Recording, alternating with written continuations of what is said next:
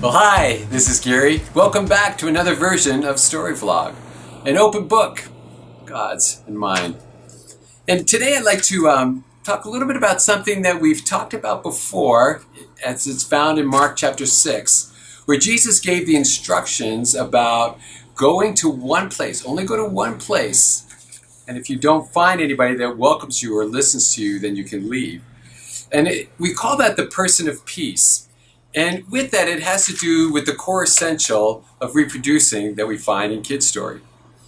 And we've kind of given the instructions about go and find that person of peace in order to be able to multiply the ministry, to find those people that would welcome and listen to the things that you have to say, and therefore be able then to be able to share the good news and share the things that you've discovered about KIDStory and about reaching children for Christ.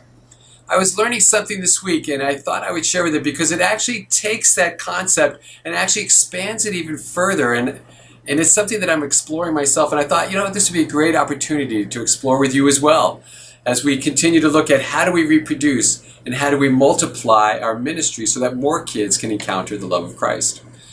And it has to do with this parable of the soils. And you might remember that. It comes from Mark chapter 4. And I'd like to just tell you that story and then just kind of discuss with you some of the things that I've learned and starting to look at how do we apply that to the ministry of KIDStory internationally. So this is where it comes. It comes from Mark chapter 4, starting in verse 3. It says, "Consider this. A farmer went out to sow some seeds. As he cast the seeds, some of it fell among a path, and soon the birds came and ate it. Other seeds fell on the gravel with no topsoil on it, and the seeds quickly sprouted, since they had the soil, but they had no depth. But when the days grew hot, the sprouts were scorched and withered because they had insufficient roots. Other seeds fell among the thorns. So when the seeds sprouted, so did the thorns, crowding out the young plants so that they could no longer produce any grain. But some of the seeds, they fell on that good, rich soil that kept producing a good harvest. Some yielded 30, some yielded 60, and some even yielded 100 times more than what was planted. If you understand this, then you need to respond." Well, the disciples were a little bit confused about that, and they didn't quite understand. And Jesus was like, well, if you can't even understand this parable, how are you going to be able to understand anything? But Jesus went on to explain, and the explanations, I think, will have to do a lot with how do we reproduce? How do we multiply the ministry of reaching children?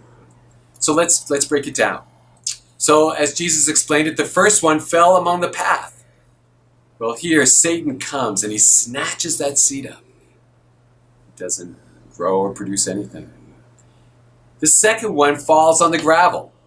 And this one, they receive it joyfully, but it has no roots. And so when trouble or persecution come, then they wilt, they fall away. The third soil was the one that fell among the thorns. And they too received the word.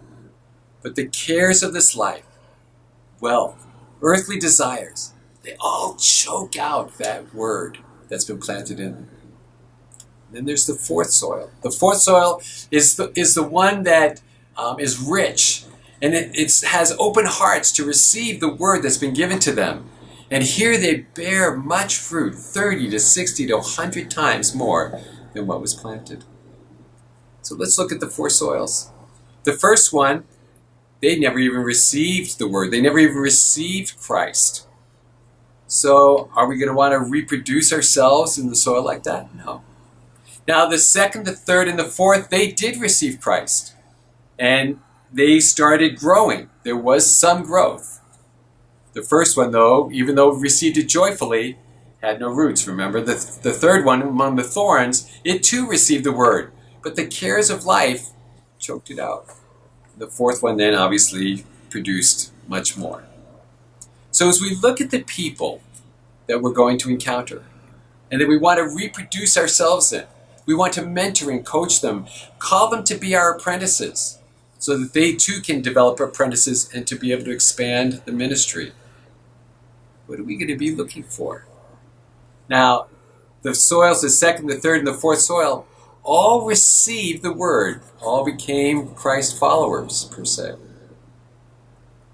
But would they be able to reproduce? Would they be able to enlarge and expand? And do you want them to really be your apprentice? So the first one received it joyfully. You may have some people you encounter that they receive what you're teaching them. They receive it joyfully, but you know what? They don't have any roots. If you stay with them long enough, you'll start realizing there's no roots there.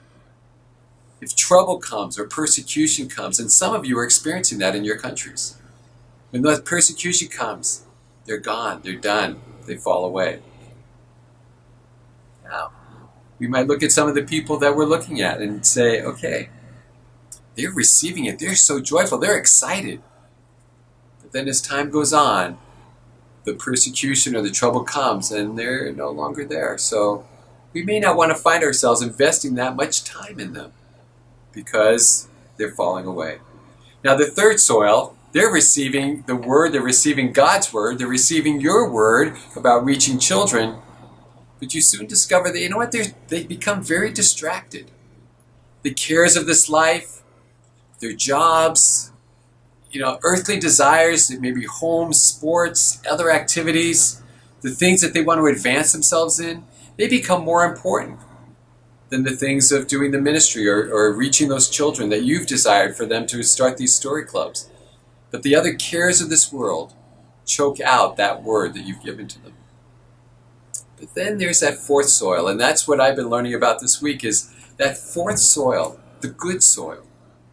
Those are the kind of people that we want to invest ourselves in. It may take a little bit of time to discover that good soil and to discover that wealth that's within them and their desire and passion to reach the children and the desire to reproduce and to reach out to other communities and to develop story clubs in those other communities. Because those are the ones that are going to bear fruit. They're the ones that are going to want to have apprentices and be able to coach others to do as you have been doing to them. So as we look at this person of peace, that person that is welcoming you, wants to receive the word that you have for them. If you discover that, you know what, there really aren't much roots there. They might receive what you have to say joyfully, but there are, you soon discover that, there's not much root. Troubles are coming. Persecution's coming because of what they're trying to do. They wilt away. You're not going to want to spend as much time with them, possibly, as the one in the fourth soil, the one that's going to bear the fruit. Or you discover that the ones that receive what you have to say, but then the things of this earth, the desires of the world, kind of start drawing them away from what you have for them. We can come alongside them. We can show them the ways of what you're seeing and the things that you watch them do and the decisions that they're making. But if they continue to make those choices, then we recognize that they're not going to reproduce much, are they? Because the cares of this world are going to choke out the things that you're trying to do. So as we look for that person of peace, find the ones that they receive it, they start sharing it, they start telling their family and friends the stories that you're telling them. They start sharing the vision that you have casted with them. And you start realizing they're the ones that are going to bear much fruit. They're the ones that are going to reproduce themselves 30 to 60 to 100 times more and reach that many more kids. So as we talk about reproducing, we talk about the aspect of finding those that you can coach, finding those to be your apprentice, finding that person of peace that welcomes you. Look for the one that's going to bear much fruit. Don't get sidetracked by the ones that experience great joy in the beginning, but then kind of wither away. Focus on those ones that God is bringing across your path that will reproduce themselves 30 to 60 to 100 times. So think about that as we look at that core essential of reproducing. Thanks for joining me today. God bless you, and continue to create those environments where more kids can encounter the love of Jesus. God bless you.